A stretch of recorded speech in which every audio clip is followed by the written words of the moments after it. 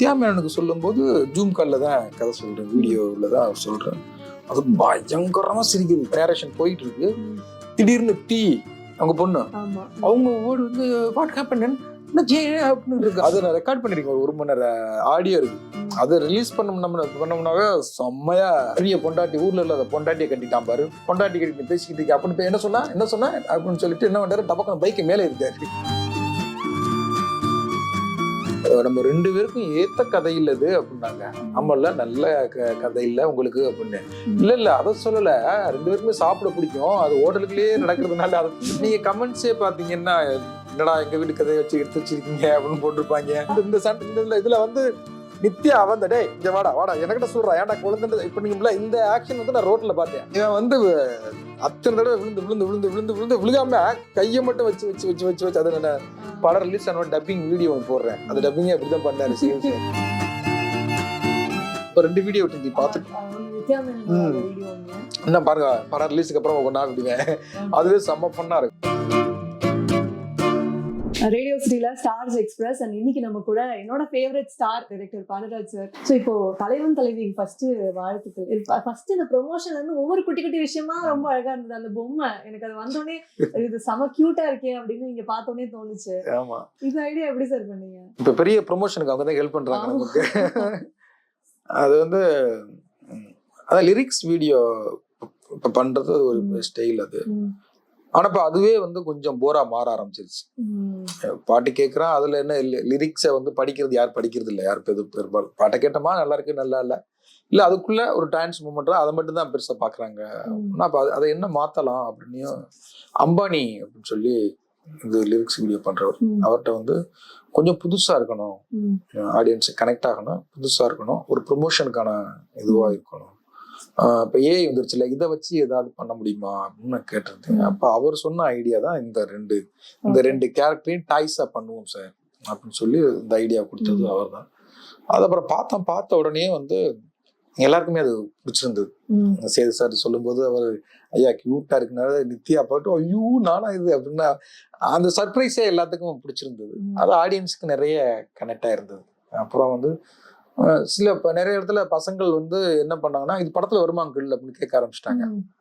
படத்துல இல்ல இது எப்படி கொண்டு வர்றது, சரி குழந்தைகளுக்கு பிடிக்குது எப்படி கொண்டு வரலாம்னு சொல்லி இப்ப சாங்ல கொஞ்சம் உங்களை கொண்டு வந்திருக்கான். சில சீன்கள் மட்டும் திருப்பி இப்ப நாங்க அதை கிரியேட் பண்ணிருக்கோம்.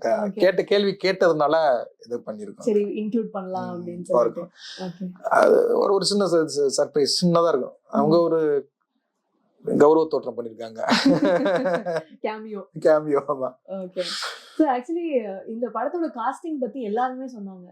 ஆக்சுவலி நீங்க 2 பேரும் சண்டைங்கிறது வந்து நீங்க எல்லா இடத்துலயுமே சொல்லிட்டீங்க அத. பட் ஆனா இது என்னமோ தெரியல, ஒரு யதார்த்தமாவே இது சூப்பரான ஒரு காம்பினேஷன் எல்லார் மனசுலயும் இருக்கு. நித்யா அண்ட் சேதுபதி காம்பினேஷனும் எல்லாரும் எக்ஸ்பெக்ட் பண்ண ஒரு காம்பினேஷன். அண்ட் உங்களோட காம்பினேஷன் ஏன் இவ்வளவு நடக்கலன்ற ஒரு கேள்வியே வந்தது. இவ்வளவு பிரச்சனைங்கிறது நீங்க சொல்லனா யாருக்குமே தெரிஞ்சிருக்காது. சோ அது எப்படி அந்த காஸ்டிங் ப்ராசஸ் உங்களுக்கு போச்சு சார்? அதாவது அந்த கதை வந்து எழுத ஆரம்பிச்ச உடனே சேது சார் தான் மைண்ட்ல வந்தார். ஃபர்ஸ்ட் மணிகண்டன் யோசிச்சா, இந்த கதைக்குள்ள வந்து மணிகண்டனை யோசிச்சிருந்தேன். மணிகண்டன் நல்லா பண்ணிருப்பாப்ல. ஆனா இதுல என்னன்னா ஒரு மெச்சூரிட்டியும் தேவைப்படுது. அந்த ஏஜ் ஒரு இதுவா இருந்தது. அப்ப எழுத இது வந்து சேதுபதி நடிச்சாதான் நல்லா இருக்கும் அப்படின்னு நமக்கு தோணுது. அடுத்தவங்கள்ட்ட சொல்லும் போதும் அவன் சார் அவருக்கு தான் சார் நல்லா இருக்கான் அப்படின்னு. அப்புறம் அந்த பேரரசி கேரக்டரும் ரைட்டிங்கா ஸ்ட்ராங்கா மாறுது, நல்லா இதுவா இருக்கு. அப்ப டஃப் கொடுக்குற ஒரு ஆள் வேணும் அப்படின்னா எனக்கு வந்து டக்குனு நித்யா மேனன் தான் ஆகுது. வந்து அது ஏன் வந்துச்சு எப்படி வந்துச்சுலாம் தெரியல. எத்தனை பேர் நல்லா நடிக்கிறவங்க இருக்காங்க, ஆனா நித்யா மேனன் இருந்தா அந்த காம்பினேஷன் தான். அப்ப எல்லார்ட்டையும் இவங்க 2 பேர் அப்படிங்கும்போது காம்பினேஷனே சூப்பரா இருக்கு. அது ஒரு டாமன்ஜெரியில உள்ள அது 2 பேருக்கும் சொல்லும் போதே நல்லா இதுவா இருந்தது. Okay super. ஆனா இவரோட சண்டே ஆச்சு, இவரை எப்படி இது பண்றது அப்படிங்கிறது ஒரு பெரிய இதுவா இருந்தது. ஆனா அதுக்கு முன்னாடி நான் சேர்ந்துட்டேன் மிஸ்கின் சாருடைய இல்ல. அப்புறம் கேமராமேன் சுகுமார்ட்ட வந்து வேல்ராஜ் சார்ட்ட கதை சொன்னேன். கேமராமேன் வேல்ராஜ் சார்ட்ட அவர் என்னன்னா கார்த்தி சார் பண்ணா நல்லா இருக்கும் அப்படின்னு கார்த்தி சார் சைட்ல அவருக்கு போன் பண்ணி சொல்லிட்டாரு, சார் சூப்பரா இருக்க கதை நீங்க பண்ணுங்க அப்படின்னு. சுகுமார்கிட்ட பேசிட்டு இருக்கும்போது நான் பொதுவா எல்லாரும் ஃப்ரெண்ட்ஸுக்கு எல்லாத்துட்டையும் கதை சொல்லி பார்ப்பேன். சுகுமார்கிட்ட கேட்டு சேதுபதி அப்படின்னு கதை சொல்லும்போது அவர் போய் சேதுபதி சார்ட்ட சொல்லிட்டாரு, சார் சூப்பர் கதை வச்சிருக்காரு சார், நீங்க பண்ணுங்க சார், குயிக்கா ஒரு படம் பண்ணிடலாம் சார் அப்படின்னு. அப்புறம் அப்படியா சரி வர சொல்லுங்க அப்படின்னா பேசினா கதையை கேட்ட உடனே அவருக்கு வந்து சார் ஐடியா சூப்பரா இருக்கு, நல்லா இருக்கு, நான் பண்றேன். அப்படிதான் அந்த கதை வந்து இதானது. ஆக்சுவலி நீங்க சொல்லும் போது எனக்கு தோணுது, இப்ப நீங்க ஒரு கதை ஒண்ணு மைண்ட்ல யோசிச்சிருவீங்க, யோசிச்சதுக்கு அப்புறம் ஒரு 4-5 பேர்கிட்ட நீங்க அதை நரேட் பண்றீங்கல்ல, உங்களுக்கு பயங்கர கன்வின்சிங்கா இருந்த கதை மத்தவங்க வந்து இது வேண்டாமே அப்படின்னு சொன்ன சம்பவம் எல்லாம் ஏதாவது இருக்கா? நிறைய இருக்கு. பசங்களுக்கு பசங்களே சொன்னாங்க, கேட்பாங்க நல்லா இருக்கு, பட் இது யார் ப்ரொடியூசர் கிடைக்க மாட்டாங்க, இது ரொம்ப ரிஸ்க், இது வந்து தோத்துச்சுன்னா நம்ம காணாமவே போயிடுவோம் அப்படின்னு முதல் படத்துக்கே அது இருந்தது. அதே மாதிரி கடைக்குட்டி சிங்கமே வந்து அது சொல்லாத ஹீரோக்களே இல்லை, அது எல்லாருக்குமே சொல்லப்பட்ட கதை தான் கடைக்குட்டி சிங்கம். அது கரெக்டா கார்த்தி சாருக்கு வந்து உட்கார்ந்தது. அது யாரும் பண்ணாதீங்கன்னு சொல்ல, ஐடியாவா கேட்கும் போதே இதுவானது. இதுலயுமே ஒரு ஆரம்ப ஸ்டேஜ்ல உள்ள கதையை சொல்லும் போது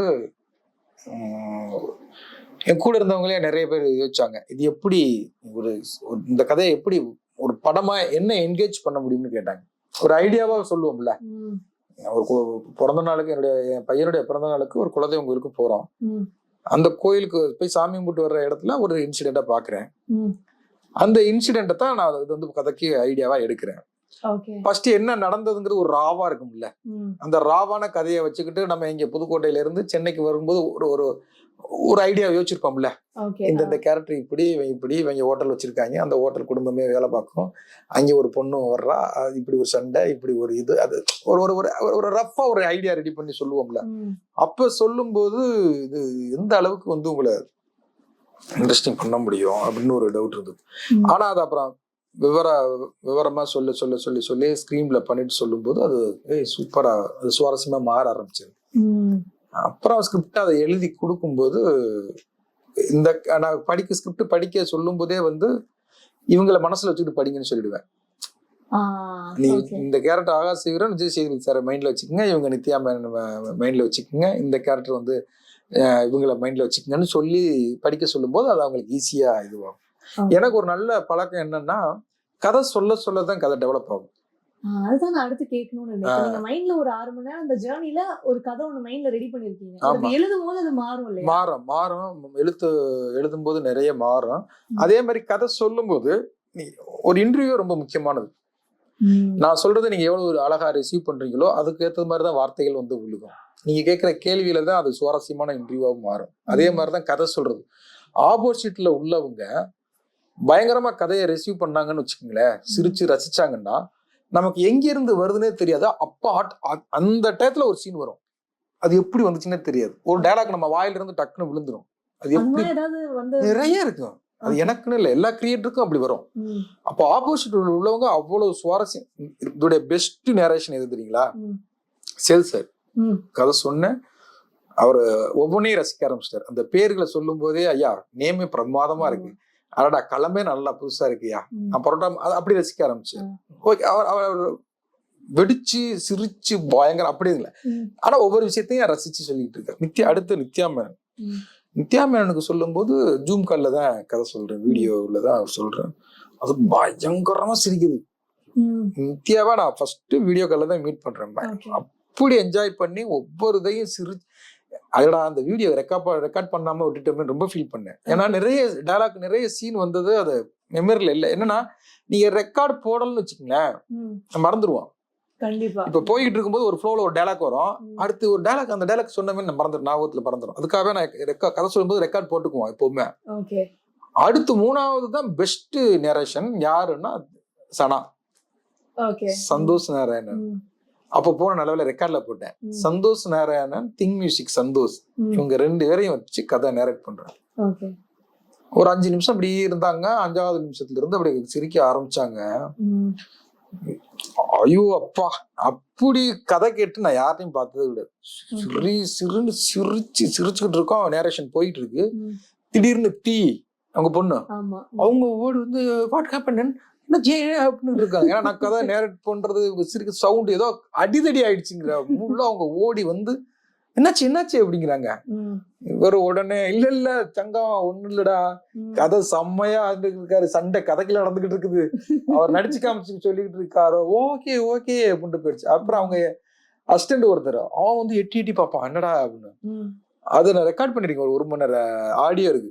அதை ரிலீஸ் பண்ணோம்னாவே செம்மையா ரிலீஸ் பண்ணலாம். கொஞ்சம் பீப் சவுண்ட் எல்லாம் போனது மியூட் பண்ணணும், அதெல்லாம் ஒர்க் பண்ணி போடணும், மியூட் பண்ணணும் வாய்ஸ் எல்லாம்.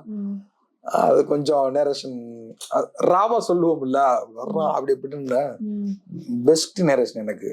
அதே இது படத்தை போட்டு காமிச்சேன், சந்தோஷ் நாராயணா மணியை 3 பேரையும் அதே மாதிரி சிரிச்சாங்க. நான் அதான் சொன்னேன், நீங்க நித்யா மாதிரி ஆடியன்ஸும் சிரிச்சுட்டாங்கன்னா அந்த படம் பெரிய ஹிட் ஆயிரும்யா, உங்களுக்கு கனெக்ட் ஆகின அளவுக்கு ஆடியன்ஸுக்கும் கனெக்ட் ஆகணும்யா அப்படின்னு. ஆப்போசிட்ல உள்ளவங்களை வச்சுதான் அந்த கதையே வளரும். அது கதை சொல்ல சொல்ல சொல்ல சொல்ல அது டெவலப் ஆகிட்டே இருக்கும். அப்போ ஒரு 10 பேர்கிட்ட சொன்னோம்னா ஒரு 10 பாயிண்ட் கிடைச்சிச்சுனாலும் அந்த படத்துக்கு அழகா மாறும்ல.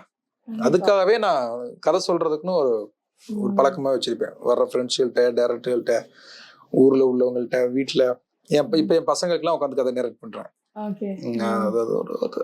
கதையா மாறதுக்கு ஈஸியா இருக்கு. சின்ன சின்ன விஷயமா இருந்தா அது படத்துக்கு ஒரு ஹெல்ப்ஃபுல்லான ஒரு விஷயம். ஆமா, ஒரு டயலாக் கிடைச்சிச்சுன்னா, ஒரு நேரேஷன்ல ஒரு டயலாக் கிடைச்சிச்சுன்னா ஒரு பெரிய பிளஸ் இல்ல. ஒரு கிளாப்ஸ் கிடைச்சிச்சுன்னா நான் அப்படிதான் யோசிப்பேன். ஒருத்தங்க உங்கள்ட்ட இப்ப கதை சொல்றேன், ஒரு 1.5 மணி நேரம் உட்காந்து சொல்றேன், அதுல ஒரு கிளாப்ஸ் கிடைச்சிச்சுன்னாவே சூப்பர் இல்ல. அப்ப 10 இடத்துல 10 கிளாப்ஸ் கிடைச்சிருது இல்ல, 10 இடத்துல சிரிக்கிறாங்க இல்ல, 10 சீன் கிடைச்சு ஒரு நேரேஷன்லயும் ஒரு சீன் கிடைச்சிச்சுன்னா 10 நல்ல சீன் வந்துடும், போதும் இல்ல. அப்படிதான் கதை சொல்றது ஒரு வச்சுக்கிறேன். ஆனா நீங்க கதை சொல்லும் போதே இல்ல எழுதும் போதே வந்து படிக்கிறவங்க கிட்ட வந்து இந்த இவங்களை யோசிச்சுக்கோங்க அப்படின்னு சொல்றீங்க. அப்போ நீங்களும் யோசிச்சிருப்பீங்களே எழுதும் போது. அப்போ ஆக்சுவலி அவங்க பெர்ஃபார்ம் பண்ணும்போது நீங்க யோசிச்சதுக்கும் அந்த பெர்ஃபார்மன்ஸ்க்கும் நீங்க கம்பேர் பண்ணுவீங்களா? கண்டிப்பா. அது இந்த படத்துல நிறைய நடந்தது. நம்ம ஒண்ணு எழுதியிருப்போம், அந்த சீனை வந்து படிச்சிருப்பாரு, சார் வந்து படிச்சிருப்பாரு, நித்யா படிச்சிருப்பாங்க. நித்யாவுக்கு என்ன பண்ணுவேன்னா, டெய்லி என்ன பண்ணுவேன்னா, காலையில இன்னைக்கு என்ன சீன் எடுக்க போறோமோ அதை நான் வாய்ஸ் நோட் போட்டு விட்டுருவேன். சீன் பேப்பரை நான் கையில வச்சுக்கிட்டு அதை என்ன மாடுலேஷன்ல பேசணும் அப்படிங்கிறத நான் இங்க இருப்பேன். வாய்ஸ்லயே அந்த மாடுலேஷன் பேசி அவங்களுக்கு அனுப்பி விட்டுருவேன். 1 மணி நேரம் டிராவல் எங்களுக்கு, காரு லொகேஷனுக்கு போறது. அதனால என்ன பண்ணுவாங்கன்னா அவங்க கேட்டுக்கிட்டே வந்துருவாங்க. அது அவங்களுக்கு இதுவாயிடும். டயலாக்கையும் மனப்பாடம் பண்ணிக்கிட்டு இதையும் கேட்டுருவாங்க. இப்ப அங்க ஒரு நான் நடிச்சு காமிப்பேன், அது அவங்களுக்கு ஈஸியா இருக்கும். இப்ப அவங்களுக்கு என்ன இருக்குன்னா, இதை மீறி என்ன பண்றது அப்படின்னா அவங்களுக்குள்ள ஒண்ணு ரெடி ஆயிக்குவாங்க. சேது சார் என்ன பண்ணுவாருன்னா, சர்ப்ரைஸ் பண்ணணும். இவர் சீனா டைரக்டர் நம்மள சர்ப்ரைஸ் பண்ணிருக்காரு. இப்ப அவர் நம்ம ஒண்ணு சர்ப்ரைஸ் பண்ணணும், அவர் ஒண்ணு யோசிக்க ஆரம்பிப்பாரு. என்னன்னா, இப்ப அம்மாவுக்கும் பையனுக்கும் சண்டை. அம்மா பைக்ல வந்து ஹோட்டலு, அம்மா ஹோட்டலுக்குள்ள இருந்து பேசுவாங்க. ஹீரோ வந்து பைக்ல வந்து ஏறணும், ஏறிக்கிட்டு அம்மாவை இங்க இருந்து சண்டை போட்டு பைக்கை திருப்பி பொண்டாட்டிய கூட்டுறதுக்கு போகணும். இப்படி பேசிக்கிட்டு இருக்கும்போது அந்த அம்மா வந்து என்ன சொல்லிட்டாங்கன்னா, பெரிய பொண்டாட்டி, ஊர்ல இல்லாத பொண்டாட்டியை கட்டிட்டான் பாரு, பொண்டாட்டி கட்டி பேசிக்கிட்டு அப்படின்னு என்ன சொன்ன அப்படின்னு சொல்லிட்டு என்ன பண்றாரு, டபக்குன்னு பைக்கை மேல ஏறிட்டாரு, ஹோட்டலுக்குள்ள ஏறிட்டாரு. அது சின்னத இந்த லெவல்ல தான் இருக்கும். டக்குன்னு பைக்கை மேல அம்மாவை இடிக்க போறது மாதிரி டபக்குன்னு மேல ஏத்திட்டாரு. கேமராமேன் இதுங்கள பின்னால ஓடுறோம். என்னன்னா அப்படின்னா அந்த சர்ப்ரைஸ் இருக்குல்ல, அது ஸ்கிரிப்ட்ல இல்லாது. அவங்களுமே சர்ப்ரைஸ் அந்த மாதிரி கொடுத்துருவாரு. எதையாவது ஒன்ன வந்து டக்குன்னு இது பண்ணிடுவாரு. அதே மாதிரி குழந்தை பிறந்திருக்கும், நித்யாவுக்கு குழந்தை பிறந்திருக்கும். குழந்தைய வச்சுக்கிட்டு நித்யாவுக்கு இந்த ஆரஞ்சு பழத்தை உரிச்சு கொடுக்கணும். கொடுத்துக்கிட்டு அது துப்பும்ல, அந்த துப்புறத என்ன பண்ணிருப்பான், அப்படியே எடுத்து எங்கேயோ போட்டுருவார்ல. அவர் என்ன பண்ணுவாருன்னா, எடுத்து அதை அவர் பைக்கில் போட்டுக்குவார். அது அவரா பண்ணிட்டாரு. இங்க அந்த எது துப்புன அந்த விதை இருக்குல்ல, ஆரஞ்சு பழத்து விதை, அந்த விதையை எடுத்து அவரே பைக்கில் போட்டுக்குவார். அது ரொம்ப கியூட்டா இருக்கும். எவ்வளவு ஒரு கீழே ஒரு ஹாஸ்பிட்டல், அது கீழே போட முடியாது, டஸ்ட்பின் அங்கே தூரத்துல இருக்கும். அதை எடுத்து அதுல ஒரு லவ் இருக்குல்ல, தான் ஒய்ஃப் சாப்பிட்ட எச்சியை தூக்கி அந்த விதையை தூக்கி சைக்கிள், அந்த மாதிரி சின்ன சின்ன சர்ப்ரைஸ் கொடுப்பாரு அவர். அது அப்ப நம்ம டைரக்டர் நமக்கு பயங்கர சந்தோஷமா இருக்கும்ல. நம்ம நினைச்சது ஒரு ஹஸ்பண்ட் ஒய்ஃப் 2 பேரும் அந்த குழந்தை பிறந்த இடத்துல குழந்தையோட இருக்கிறாங்க, அங்க சாப்பாட்டுக்கு கொடுக்குறாங்கிறது மட்டும்தான். அது அழகா ஆகி அதுல இருந்து அது இன்னொரு கிடைக்கும் போது ஒரு கூடுதல் சந்தோஷம் கிடைக்கும். ஆமா, சந்தோஷமாகுது இல்ல. அந்த பைக் வந்து டக்குன்னு ஏறி அவர் பேசி திருப்பி இறங்கி போகும்போது ஒட்டுமொத்த அங்க வேடிக்கை ஒருத்தவங்க எல்லாம் சிரிச்சுட்டாங்க பயங்கரமா. நினைச்சதோட ஒண்ணு கூட வந்து கிடைச்சிச்சு அப்படிங்கும் போது எல்லாத்துக்கும் ஒரு சர்ப்ரைஸ் கிடைக்குது இல்ல. ஆக்சுவலி வந்து இப்போ ஒரு நீங்க சொன்ன மாதிரிதான் ஒண்ணு யோசிச்சு வச்சிருப்பீங்க, அதை விட ஒண்ணு பெட்டரா அமைஞ்சிரும். பட் ஒரு சில சமயம் வந்து நம்ம நினைச்சதை விட இது அவ்வளவு இல்லையே அப்படின்னு அந்த மாதிரி ஒரு சுச்சுவேஷன். அந்த மாதிரியும் ஒரு 2-3 சீன் சின்ன சின்ன இது வந்துன்றோம். அதை திருப்பி ரீஷூட் பண்ணிடுவேன். ஓகே. அது நம்ம ஸ்பாட்லயே எடிட்டிங், ஸ்பாட்ல எடிட் பண்ண மாட்டோம். அங்கே நம்ம தங்கியிருக்க ஹோட்டல்ல வந்து எடிட்டர் வச்சு எடிட் பண்ணி பார்ப்போம். அப்ப நம்ம நினைச்சது வந்து நடந்திருக்காது. அது எடிட்டிங் பண்ணி பார்க்கும்போது அந்த ப்ராசஸ் இருக்காது. ஆனா உங்களுக்கு பார்க்கும்போது தெரிஞ்சிடும். ஒர்க் ஆகலைன்னா அது என்னன்னா ஒரு டைம் முடிகிற டயத்துல எடுத்திருப்போம், இல்ல அவங்களுக்கு மூடு ஏதோ பிரச்சனையா இருந்திருக்கும், ஏதோ ஒரு சம்திங் அந்த மேஜிக் நடந்திருக்காது. அதை நம்ம திருப்பி பார்க்கும்போது திருப்பி எடுத்துடுறது. அது என்னன்னா திருப்பி அதை டோட்டலாவே எடுக்க வேண்டிய அவசியம் இல்லை. அந்த க்ளோஸ்அப்பை வந்து நம்ம அதுல மேட்ச் பண்ணிட்டு போயிருது. அந்த ஒய்டுக்கான க்ளோஸ்ல மேட்ச் பண்ணும்போது அது நினைச்சது வந்துடும். Okay okay. இன்னொன்னு நான் வந்து உங்க படங்கள்ல ரொம்ப ரசிச்ச விஷயம் என்ன அப்படின்னா, உங்க படத்தோட ஹீரோலாம் வந்துட்டு நம்ம வீட்டுல கல்யாண வீட்டுல பந்தியில நிக்கிற ஒரு ஆளு, ஒரு அந்த பொறுப்பான ஒரு பையன் அப்படின்னு சொல்லுவாங்கல்ல நம்ம வீட்டுல, அந்த மாதிரி ஒரு ஆள் தான் எப்பவுமே ஹீரோவா இருக்காரு. அவரானா யாருமே ஹீரோவா யோசிக்க மாட்டாங்க. பட் ஆனா அவர் தான் உங்க படத்துல எப்பவுமே. அது எப்படி சார்? ஒரு பொறுப்பு இருக்கும் எல்லா ஹீரோக்களுக்குமே. நீங்க சொல்றது கரெக்ட் தான். ஒரு இது இருக்கும். இல்ல அது என்னன்னா அது வாழ்வியலோட ஒத்து போகுது இல்ல அந்த கேரக்டர்.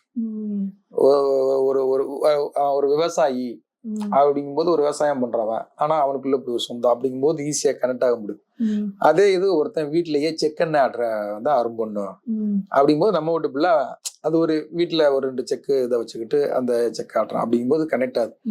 ஒரு பரோட்டா மாஸ்டர் அப்படிங்கும்போது டக்குன்னு நீங்க பரோட்டா மாஸ்டர் சொந்தக்காரன் இல்லாட்டனாலும் பரோட்டா மாஸ்டர் நீங்க பார்க்காம இருக்கவே முடியாது. கண்டிப்பா ஏதோ ஒரு இடத்துல டக்கடன்னு ஒரு சவுண்ட் போட்டுக்கிட்டே இருந்திருப்பாங்க. என்னமோ தெரியல, பரோட்டாக்கு மட்டும் அந்த ஒரு இது இருக்கு. நீங்க சாப்பிடவே இல்லைனாலும் அது பக்கத்துல இருந்தா அதை பார்க்கணும்னு தோணும். ஆமா அந்த சட்டியில எண்ணெயை ஊத்தி அந்த பரோட்டா போட்டு அது கொதிக்கிறதே அவ்வளவு அழகா இருக்கும். பரோட்டா வந்து அந்த இது அதுல எல்லாம் மதுரைலாம் பாத்தீங்கன்னா பன் பரோட்டான்லாம் போடுவாங்க. அங்கதான் பரோட்டாவுக்கு மதுரை தான். பல ஐட்டங்கள் பல விதமான பரோட்டாக்கள் போடுவாங்க.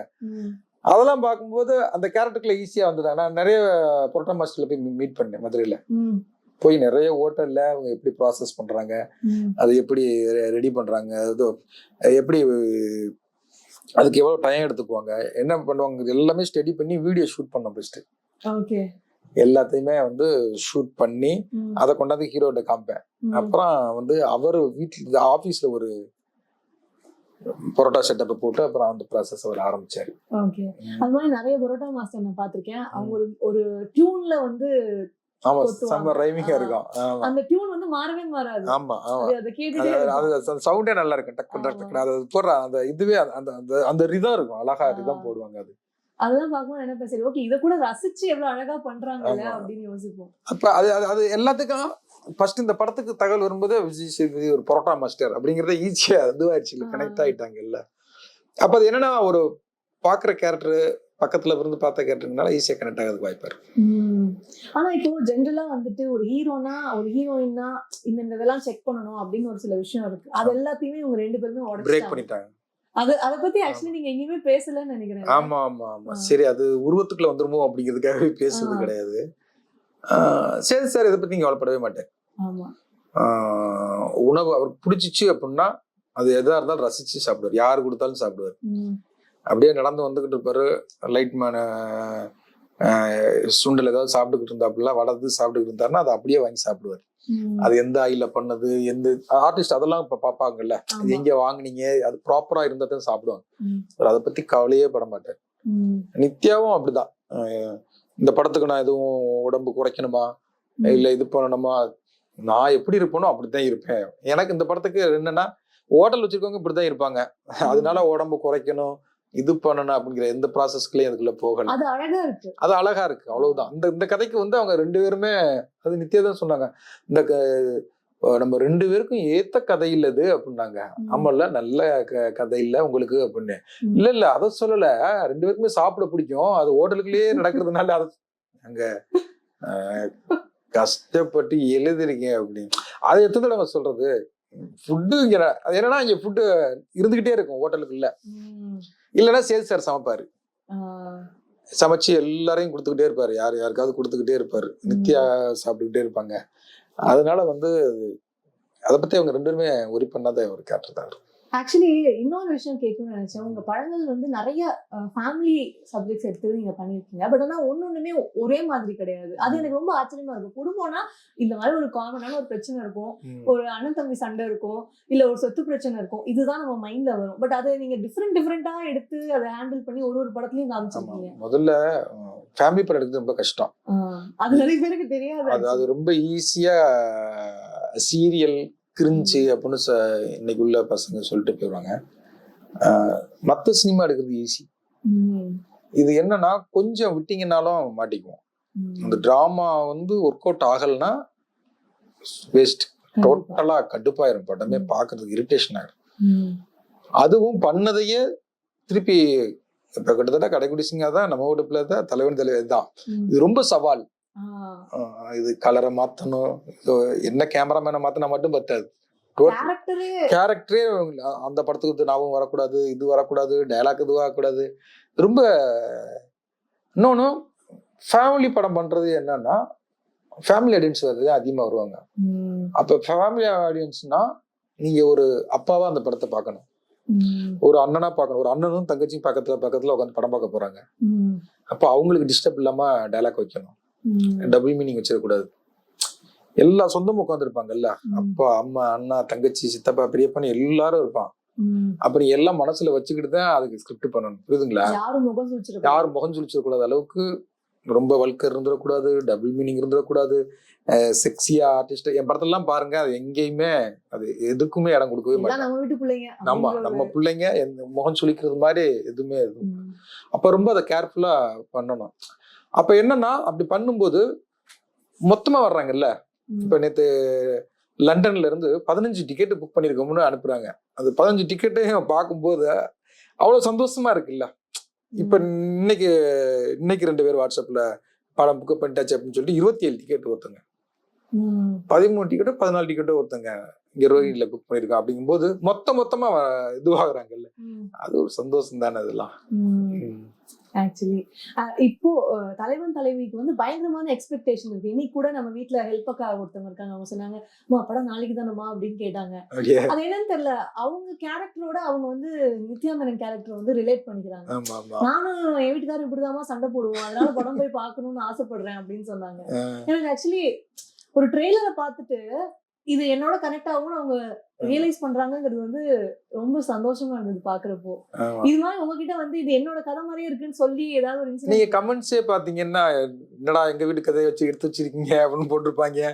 ஏன்னடா ரோட்ல நடந்தது, அது ரோட்ல நடந்ததை கூட திரையில வச்சிருக்கீங்க அப்படின்பாங்க. நிறைய ஷூட்டிங் ஸ்பாட்லயே அது நடக்கும். ஷூட்டிங் ஸ்பாட்லயே என்னன்னா எடுத்துக்கிட்டு இருக்கும்போது இன்னும் டேரக்டர் எங்க கதையை எடுத்துக்கிட்டு இருக்காரு அப்படின்பாங்க. அந்த மேனேஜர் மகேந்திரன் ஒருத்தர் இருக்காரு, அவர் வந்து சார் அப்படியே எங்க குடும்பத்தை பாக்குற மாதிரி இருக்கு சார் அப்படிவாரு. அப்புறம் அவர் கேமராமேன் கூட செல்லதரன் சொல்லி அவரு, ஐயா ஊர்ல உள்ள கதையை பூரா தூக்கி உள்ள வச்சுட்டீங்க ஐயா, எல்லாம் கனெக்ட் ஆயிருவாங்க பாருங்க அப்படிம்பாங்க. படம் வேடிக்கை பார்க்க ஜூனியர் ஆர்டிஸ்ட் வந்திருப்பாங்கல்ல, அவங்க போய் அசிஸ்டன்ட்கிட்ட சொல்லுவாங்களாம், இவங்க செம்ம இதுங்க, பெரிய கதையே இல்லை, கதையே இல்லை இந்த படத்துல. அதான் உண்மை. என்னன்னா எல்லார் கதையும் கனெக்ட் ஆகுது. அந்த கணவன் மனைவி அப்படிங்கும்போது சண்டை போடாத தம்பதிகள் பார்க்கவே முடியாது. ஏதோ ஒரு விதத்துல சண்டை ஒண்ணு டீசெண்டா போடுவாங்க, இல்ல கொஞ்சம் ரகடா போடுவாங்க. இவங்க ஓவர் ரகடு, இவங்க அளவுக்கு ரொம்ப 10% தான் இருப்பாங்க. இந்த இவங்க போடுற சண்டை இருக்குல்ல, எக்ஸ்ட்ரீம் இவங்க.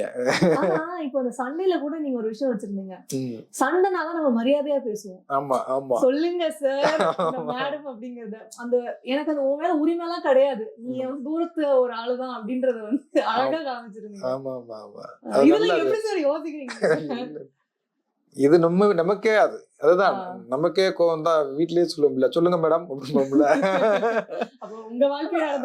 நிறைய இருக்கு. அது பாருங்க, இன்னைக்கு தெலுங்குல வந்து சார் மேடம் டைட்டிலாவே வந்துருச்சு. அது ஃபர்ஸ்ட் மகாராஜா மகாராணின்னு வைக்கலாமா, அது சார் மேடம் எப்படி இருக்கும் அப்படின்னா நல்லா இருக்கே, யூஸ்வலா சிம்பிளா கனெக்ட் ஆகுது இல்ல அப்படின்ட்டு. அதுதான் இந்த படம் வந்து உங்களுக்கு இப்ப டோட்டலா உங்களுடைய இது வேற இல்ல, என்னுடைய லைஃப் ஸ்டைல் வேற, உங்க லைஃப் ஸ்டைல் வேற. ஆனா உங்களை மாதிரி பசங்களுக்கும் ரொம்ப கனெக்ட் ஆகும் இந்த படம். லவ் பண்றவங்களுக்கும் அந்த படம் கனெக்ட் ஆகும். இது ஏதோ கணவன் மனைவிக்கான கதை, இது ஃபேமிலி கதை அப்படின்னு கிடையாது. இப்ப உங்க ஏஜ்ல உள்ளவங்க எப்படிலாம் சண்டை போடுவாங்க நான் பாத்திருக்கேன். ரோட்ல எல்லாம் பயங்கரமா 2 லவர் பயங்கரமா டே இப்படி சண்டை போடுவாங்களா அப்படின்னு அந்த சீன்லாம் வச்சிருந்தீங்கன்னா, பைக்ல சண்டை போட்டு நின்னு ரோட்ல போயிட்டு அந்த பொண்ணு ஆட்டோவுல புறப்பட்டு போயிடுச்சு. ஆட்டோவுல இருந்து புறப்பட்டு போயிட்டு திருப்பி ஆட்டோவை நிறுத்தி நின்னுகிட்டு இருக்கு. அவன் திருப்பி வர்றான், நிக்க வச்சு திருப்பி சண்டை. ஆமா, அதாவது கோவத்துல எல்லாம் வேடிக்கை பாக்குறாங்கன்னு ஆட்டோ ஏறி போயிடுச்சு அந்த பொண்ணு. அப்புறம் என்ன நினைச்சுன்னு தெரியல, ஆட்டோவை நிறுத்தி திருப்பி வாடா வாடா வாடா வாடாங்குது. இதுல வந்து நித்யா வந்து டே இங்க வாடா வாடா எனக்கிட்ட சொல்றா ஏன்டா குழந்தை இப்ப நீங்க இந்த ஆக்ஷன் வந்து நான் ரோட்ல பார்த்தேன். அந்த பொண்ணு பைக்ல வர்றான், வா வா வா வானுகிட்டு இருக்கு. அடிப்பாவி, அவ்வளவு ரசிச்சு சண்டையை போட்டுக்கிட்டு அப்ப அது கனெக்ட் ஆகும். அந்த மாதிரி நிறைய சண்டை இந்த காட்சிகள் நிறைய படத்துக்குள்ள இருக்கு. அப்போ உங்களை மாதிரி பசங்களுக்கும் அது கணவன் மனைவின்னு இல்ல, லவ்வர்ஸையும் அப்படித்தானே சண்டை போடுறாங்க. தியேட்டருக்குள்ள போடுவாங்க, கோயிலுக்குள்ள போடுவாங்க, சாப்பிட போன ஹோட்டலுக்குள்ள போடுவாங்க. ஒரு இடத்துல ஐஸ்கிரீம் பார்லர்லயும் பார்த்தேன். நீங்க போற இடத்துல எல்லாம் ஒரே சண்டையா இருக்கும். ஆமா ஆமா, ஒரு கதை என்ன இதுங்கிறமோ அது ரிலேட்டடா தானே நம்ம தேடுவோம். அது மட்டும் தான் கண்ணில் படம். வடபழனி ரோட்ல போயிட்டு இருந்தோம்னா, இப்ப நான் எங்களை மாதிரி சினிமா நம்மள மாதிரி ஆட்களுக்கு சினிமா போஸ்ட் மட்டும் தான் கண்ணில் படம். அரசியல்வாதி போனாங்கன்னா அவங்க போஸ்ட் மட்டும் தான் அவங்களுக்கு கண்ணில் படம். மத்த விளம்பரங்கள்னா அது ரிலேட்டடா உள்ளவங்களுக்கு தான் போகும். அந்த மாதிரி நமக்கு சண்டை கதையை வச்சுக்கிட்டு இருக்கும்போது எங்கே கிடைக்கும் தானே பார்ப்போம். அப்படிதான் ஒரு இதுல பார்க்கும்போது பார்த்தா அந்த பொண்ணு அவ்வளவு அழுகுது. இவன் கூல் பண்ணிட்டே இருக்கான், இல்ல இல்ல நான் அழுது நாயே அப்படி பண்ணிட்டா இப்படி சண்டை. அழுகையும் பயங்கரமா அழுகுது, சண்டையும் பயங்கரமா போடுது. பக்கத்துல ஒரு 10 பேர் உட்காந்து பாத்துக்கிட்டு இருக்காங்க. நீங்க யாரா எங்க உலகத்துக்குள்ள வந்துருக்கீங்கிறது மாதிரி அவங்கள யாருன்னு கண்டுக்கவே இல்லை. அப்படி ஒரு அப்படிலாம் அதெல்லாம் வைக்கல. இதுல அப்படிலாம் சண்டை பார்த்திருக்கிறான். ஆனா நீங்க கவனிச்சதெல்லாம் ரொம்ப அழகா யூஸ் பண்ணிடுறீங்க சார். அது ஒரு பெரிய ஒரு பிளெஸிங்னு நினைக்கிறேன். நிறைய ஆமா ஆமா, அதுல அதுதாங்க ஈஸியா கனெக்ட் ஆக முடியும். இப்ப இந்த இடத்துல இந்த சாரி கேட்பாரு சரி சார் வந்து இந்த படத்துல அது ஒரு ஸ்டைலா கேட்பாரு. அதுக்கெல்லாம் அப்படி சிரிச்சாங்க, வேடிக்கை பார்த்துக்கிட்டு இருக்கவங்க எல்லாம் அப்படி சிரிச்சாங்க. அதை நான் ஒரு இடத்துல பார்த்தேன். ஒருத்தன் பொண்டாக்கிட்டே இப்படி சாரி கேட்பான். சில பேர் கீழே விழுகிற மாதிரி தானே காப்பாங்க. இவன் வந்து அத்தனை தடவை விழுந்து விழுந்து விழுந்து விழுந்து விழுந்து விழுகாம கையை மட்டும் வச்சு வச்சு வச்சு வச்சு வச்சு அதை படம் ரிலீஸ் ஆன டப்பிங் வீடியோ ஒன்று போடுறேன். அந்த டப்பிங் அப்படிதான் பண்ணாரு. செம்ம இன்ட்ரெஸ்டிங்கா இருக்கும். ஓகே சார், ஆக்சுவலி அந்த ஒரு ப்ராசஸையுமே என்ஜாய் பண்ணி பண்றதோட ரிசல்ட்னு நினைக்கிறேன். ஆமா ஆமா, அது இது ரொம்ப ரசிச்சு, அதுதான் ரசிச்சு ரசிச்சு பண்ணும்போது, அதை ரசிச்சு ரசிச்சு அவங்க நடிக்கும் போது, அதை எடுக்கும் போதும் ரசிச்சு, அதை டப்பிங் பண்ணும்போதும் ரசிச்சுதான் பயங்கரமா பண்ணோம். அத டப்பிங் வீடியோ இப்ப 2 வீடியோ விட்டு பாருங்க. படம் ரிலீஸுக்கு அப்புறம் ஒவ்வொன்னா விடுவேன். அதுவே செம்ம ஃபன்னா இருக்கும். சென்ட்ராயனை வச்சு ஒரு டப்பிங் ஒன்று எடுத்தோம். 2 நாள் எடுத்தோம் ஒரே ஒரு டயலாக்கு. 2 நாள் ஃபுல்லா இல்ல, ரோல் ஆகும்போது டக்குன்னு சரி வாடா இடத்துக்கு போவோம் அப்படின்ட்டு போயிடுவோம். அந்த மாதிரி நிறைய வச்சிருக்கான், கொஞ்சம் கொஞ்சமா ஊத்து விடுவான். இன்னொன்னு எனக்கு ரொம்ப பிடிச்சது டைட்டில். நம்ம தமிழ்ல எல்லாத்துலயுமே வந்து தலைவன் தலைவி அப்படின்றதே நம்ம பார்த்தனால அதை டைட்டிலா வச்சிருக்காங்க. மேபி அது இந்த காலத்து தலைவன் தலைவியோட கதையோ அப்படின்ற ஒரு தாட் இருந்து அதுதானா? ஆமா ஆமா, பொதுவாவே நீங்க நம்ம ரேஷன் கார்டுல பாத்தீங்கன்னா குடும்ப தலைவன் குடும்ப தலைவன் தானே இருக்கும். கணவன் மனைவி தான் தலைவன் தலைவி. இல்ல உங்களுக்கு வந்து அப்பா தான் தலைவன் அம்மா தலைவி, கல்யாணம் ஆகலைன்னா அவங்க தானே தலைவன் தலைவி. அதுதான் படம். ஒன்னும் அப்பா அம்மாவை தலைவன் தலைவன் சொல்லிக்கலாம், இல்ல கணவன் கண்ணு சொல்லி, இல்ல காதலனுமே நான் தலைவன் நீ தலைவிடா அப்படிங்கிறதுதான் அந்த படத்துடைய கான்செப்ட். ஆனா எனக்கு ஆச்சரியம், அதான் நிறைய பேர் எல்லாருமே என்ன சொன்னாங்கன்னா, இது நம்ம எல்லாருமே ஸ்கூல் படிக்கும் போது கடந்து வந்த இது, நம்ம இலக்கியத்துல இருந்து தலைவன் தலைவிங்கிறது வந்து இருக்கு. அதை ஏன் யாருமே இவ்வளவு நாள் யூஸ் பண்ணாம இருக்கா? தனித்தனியா இருக்கு, தலைவின்னு தனியா இருக்கு, தலைவான்னு தனியா இருக்குது, காவிய தலைவன் அப்படி இருக்குது, சேர்த்து இல்ல. நான் போய் ஃபர்ஸ்ட் டைட்டில் இதை யோசிச்சுட்டு போய் கூகுள்ல போய் சர்ச் பண்ணேன், தலைவன் தலைவின்னு போட்டு பார்த்தேன். நல்ல வேலை வரல. ஒரு ஷார்ட் பிலிம்னாலும் வந்துருச்சுன்னா கூட மாட்டிக்குவோம். ஒரு ஷார்ட் பிலிம் பண்ணியிருந்தா கூட நல்ல வேலை எதுவுமே இல்ல, உடனே லாக் பண்ணி வச்சுட்டேன். நல்லா இந்த கதைக்கு ஆப்டான டைட்டில் அது. ஆனா சில பேருக்கு கொஞ்சம் பழமையான ஒரு இது வந்துருமோ அப்படிங்கிற ஒரு இதுவும் இருந்தது. எனக்கு அப்படி வரல. சில பேரு நம்ம அசிஸ்டன்ட்கள் டிஸ்கஸ் பண்ணோம்ல, அப்ப சார் ரொம்ப பழமையான டைட்டில் ஆயிடுமோ அப்படின்னு. இல்லடா அதுக்கு மேல ராஜா ராணின்னு ஒண்ணு பண்ணிருக்காங்க, அதுவுமே ஒரு பழமையான டைட்டில். ஆனா அதை ப்ரெசென்ட் பண்ண விதம் சூப்பரா இருந்ததுல்ல, அந்த டைட்டில் ஃபாண்டு இது. அதே மாதிரிதான் கோபி பிரசன்ட் அது டிசைன் பண்ணிருக்காரு. சொன்னேன் ஐயா கொஞ்சம் நல்ல கலர்ஃபுல்லா நல்லா ராஜாராணி அவர் தான் பண்ணியிருந்தாரு. ராஜாராணி மாதிரி ஒண்ணு பண்ணி விட்டுருங்க அப்படின்ட்டு. ராஜாராணி அளவுக்கும் பண்ண முடியாது, ஏன்னா அது சிட்டிக்குள்ள நடக்கிறது இது வில்லேஜ். அப்புறம் டக்குன்னு டிசைன் பண்ணி மேல ஒரு ஹார்ட்டை போட்டு கீழே 2 கத்தி அவர் போட்டு விட்டாரு. அது டிசைனாவே ஒரு கதை சொல்ற ஃபார்மேட்ல வந்துருச்சு, அது அழகாயிடுச்சு. ஓகே, அதான் சார் நான் எதை சொல்லணும்னு நினைச்சேன். பசங்க டு தலைவன் தலைவி நான் வந்து ரசிச்சிருக்கேன் அவங்களோட ஒர்க்கை. அது வந்து கண்டிப்பா டிரான்ஸ்லேட் ஆகி படத்துல வந்து தெரியும் அப்படின்னு நம்புறேன். நாளைக்கு படம் பாக்குறதுக்கு ஐ எம் ரியலி எக்ஸைட்டட். நீங்க எவ்வளவு எக்ஸைட்டடா இருக்கீங்க சார்? ரொம்ப பொதுவா படம் எப்படா ரிலீஸ் ஆகும்னு இருக்கும். படம் ரிலீஸ் நெருங்க என்னதான் இந்த என் ப்ரொடியூசர் பார்த்துட்டாரு. நேத்து என் டீம் பார்த்தாங்க night, camera team direction team எல்லாம் பார்த்துட்டு தியேட்டர்ல படம் பார்க்குற மாதிரி பார்த்துருக்காங்க. கை தட்டி சிரிச்சு இதுன்ட்டு சூப்பரா இருக்கு அப்படின்னாங்க. நம்மளே சூப்பர்னு சொல்லிக்கிறதுல என்னடா இருக்குது, ஆடியன்ஸ் தாண்டா நம்புவேன். இன்னைக்கு ப்ரொடியூசர் பார்த்துட்டு அவங்க ஒரு ஃபேமிலியா போயிருக்காங்க. ரொம்ப அதான் இப்ப நீங்க வரும்போது சந்தோஷ் நேரன் சார் அவங்க மீனாட்சி பேசிட்டு செம்மையா இருக்கு அப்படின்னாங்க. உங்க வீட்டுக்காரர் மியூசிக் பண்ணிருக்காருங்கிறதுக்கெல்லாம் நீங்க செம்மையா இருக்குன்னு சொல்லக்கூடாது, அது ஆடியன்ஸ் சொல்லணும் அப்படின்னு. அதான் ஆடியன்ஸ் பார்த்துட்டு சொல்லட்டும், கண்டிப்பா பிடிக்கும். எனக்கு என்னன்னா அசிஸ்டன்ஸ் எல்லாம் சொல்லுவாங்க தியேட்டர்ல எப்படி இதை ரிசீவ் பண்ணுவாங்க. ஏன்னா இப்ப ட்ரெய்லர் வேற பாத்துட்டோம்ல, ட்ரெய்லரையே இப்படி ரொம்ப நல்லா இருக்குன்னு சொல்றாங்க, அப்ப தியேட்டர்ல படமா எப்படி பார்ப்பாங்க அப்படின்னு. ஆனா அதே அளவுக்கு நாளைக்கு அப்படிங்கும்போது பிரசவ வலி இருக்குல்ல, அப்படியே பூரா அப்படியே நெருப்பு தணல் மாதிரி எரிஞ்சுக்கிட்டு இருக்கோம். ஐயோ நாளைக்கு ரிசல்ட் இல்ல அப்படின்னு. அது ஐயோ அதோட மோசம். அதனாலும் சரி ஓகே, ஃபெயிலா போனா ஒரு அட்டெம்ப்ட் எழுதிக்கலாம் இது அப்படிங்கிற ஒரு இது இருக்குல்ல. ஆனா இத்தனை படத்துக்கு அப்புறமும் உங்களுக்கு அது இருக்கா? ஐயோ நான் தியேட்டருக்கு போக மாட்டேன் ஃபர்ஸ்ட் நாளே. இன்னுமா? நைட் வரைக்கும் தூக்கம் வராது. ஆச்சரியமா இருக்கு சார். நைட்லாம் தூக்கமே வராது. காலையில தான் படுத்து தூங்கிட்டு இருப்போம், படம் ரிலீஸ் ஆகி ஓடிக்கிட்டு இருக்கும், தூங்கிட்டு இருப்போம். கடைக்குடி சிங்கம்லாம் தூங்கி இருந்தவனை எழுப்பி குளிக்க வச்சு கூட்டிட்டு போனாங்க தியேட்டருக்கு. வாடா படம் ஹிட்டுடா, அப்பனாலும் வாடான்னு சொல்லி. எல்லாத்துக்கும் இந்த மாதிரிதான். தியேட்டருக்கு ஃபர்ஸ்ட் போக மாட்டேன், நல்லா இருக்கு படம் ஹிட்டு அப்படின்னா அப்புறம் போவேன். ரிசல்ட் தெரிஞ்சதுக்கு அப்புறம் தான் போவேன். பயங்கரமா உட்கார்ந்து அதான் சொல்றேன்ல, இந்த இன்டர்வியூவே வந்து உங்கள்ட்ட சிரிச்சு பேசிக்கிட்டு இருக்கேன். நாளைக்கு படம் நைட், இன்னைக்கு ரிசல்ட் இல்ல, எஃப்எம்எஸ் ரிசல்ட் வேற வந்துரும்ல, புக்கிங் நல்லா இருக்கு, இது நல்லா இருக்கு, ஷோ இன்க்ரீஸ் பண்ணிருக்காங்க அப்படிலாம் சொல்றாங்க. அது நமக்கு தெரியுங்க, நல்லா படம் நல்லா வந்திருக்குன்னு தெரிஞ்சாலும் அந்த ஒரு பப்ளிக் அதாவது மக்கள் அதை எப்படி கனெக்ட் ஆகி ஏத்துக்குவாங்கிறதே ஒரு பெரிய இது இல்ல. நான் இப்படி கேட்கலாம்னு நினைச்சேன், ஒரு படம் பண்ணதுக்கு அப்புறம் இது கண்டிப்பா ஹிட்டா அப்படின்ற அப்படி தெரிஞ்சாலும் பயம் இருக்கும். அப்படி இந்த படம் பயங்கர ஹிட்னு சொல்லி கிளிக் ஆகாத படம் எல்லாம் இருக்குல்ல வேற. ஓகே, பயங்கரமா எல்லாருமே ஹீரோக்கு பிடிச்சிருக்கோம், ப்ரொடியூசருக்கு பிடிச்சிருக்கோம், நம்ம டீம் எல்லாம் இருப்பாங்க. முதல் நாள் ஷோக்கு போயிருப்போம், அங்கே ஆடியன்ஸ் பயங்கரமா கனெக்ட், ஃபேன்ஸ் சூப்பர்னு இருப்பாங்க. ஆனா 2-3 நாள் சென்று கொஞ்சம் அப்படி மிக்ஸ்டா ரிவ்யூ வரும்ல, அப்ப நீங்க தான் நம்புவீங்க. அப்பெல்லாம் பாத்துருக்கோம்ல, ஃபர்ஸ்ட் நாள் பார்த்துட்டு செம்மையா போகும் இந்த படம் சொல்லி 3ஆவது நாள் உட்காந்த படம் எல்லாம் நிறைய இருக்குல்ல. இந்த வருஷத்துலயே அப்படிலாம் எத்தனையோ படம் இருக்கு. என்ன நல்லா பண்ணிருக்கோம்னு தெரிஞ்சாலும் அந்த பயம் இருக்கத்தானே செய்யும். 2 குழந்தை பெத்தவங்களுக்கு 3ஆவது குழந்தை பெக்கும் போதும் அந்த வலி இருக்க, அதே வலிதானே. நம்ம தான் 2 பிள்ளைய பெத்துட்டோமே அப்படிங்கிற வலிதான் இல்ல, அந்த வலிதான். நல்லா வந்திருக்கு, பார்த்தவங்க எல்லாம் நல்லா இருக்குங்கிறாங்க, எல்லாரும் இது பண்றாங்க.